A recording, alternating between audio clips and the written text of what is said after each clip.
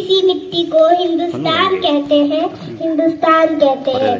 जो दुनिया में सुनाई दे उसे कहते हैं खामोशी, जो आंखों में दिखाई दे उसे तूफान कहते हैं। जो ये दीवार का सुराख है साहब, जो ये दीवार का सुराख है, चाइना, अमेरिका, पाकिस्तान साजिशों का हिस्सा है, मगर हम इसे अपने घर का रोशनदान कहते हैं, अपने घर का रोशनदान कहते हैं। परम सम्माननीय निर्णायक मंडल के सदस्यों, सभा में उपस्थित सभी गणमान्य व्यक्ति, मैं ताहिरा कौसर देश प्रेम और राष्ट्र निर्माण लक्ष्य पर अपने कुछ विचार आप सभी के साथ साझा करना चाहूंगी। आजादी, आजादी का असली मतलब वही समझ सकता है जिसने कभी गुलामी की हो। हम सौभाग्यशाली है कि हमने स्वतंत्र भारत में जन्म लिया। यूं तो आजादी की लौ 1857 में ही जल चुकी थी, जब वर्षाल बनकर 1947 में हम देश को आजाद कराए। ताकि नौजवान भाइयों से स्पष्ट करना चाहूंगी कि जब हम फिरंगियों के फेरे में फंस गए थे तो रंगते बसंती चोला की एक आवाज में टोले के टोले उमड़ाते थे। उनके वंदे मातरम और नारायण किनारे से खून में आने वाला 5 डिग्री का तूफान हम दिल्ली शासकों के जरूर तूफान ला देता था। लोग मर जाते थे, मिट जाते थे, फंस चढ़ जाते थे, तो वो भी अपनी देशभक्ति साबित कर रहे होते थे, क्योंकि ये उस दौर की देशभक्ति की कसौटी थी। के बाद 62, 65 और 71 के युद्धों में अपना सुहाग गंवा देने वाली औरत जब घर के हालात ये हो जाए करते थे कि प्यार भी बरपून गया, मांग का सिंदूर गया, नन्हे नौनी हालों की लंगोटियां चली गई, छोटी छोटी बेटियों की चोटियां चली गई, बाप की कमाई गई, भाई की पढ़ाई गई।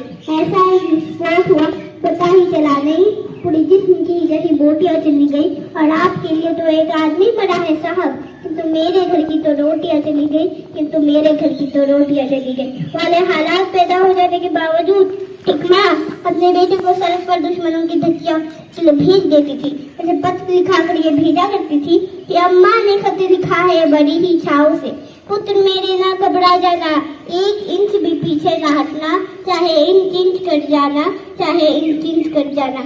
इस तरह पूरा परिवार दिन देशभक्ति साबित कर रहा होता था।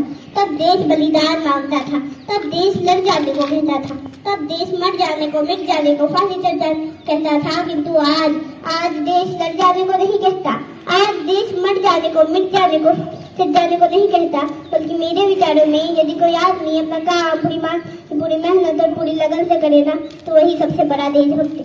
मैं नहीं मानती फेसबुक और व्हाट्सएप की डीपी को 3 रंग में रंगना है देशभक्ति। और यदि आप कहेंगे साल में 2 हाथ में तिरंगा ले लेना देशभक्ति है, तो मैं पूछना चाहूंगी फुटपाथ में रहते बच्चा ट्रैफिक की छाओं में नंगे पाँव में जब तिरंगा बेच रहा होता है, तो क्या आप उसे उसकी देशभक्ति कहेंगे? ये उसकी देशभक्ति है कि पेट की भूख की शक्ति है जो इसे पर मजबूर कर रहा है।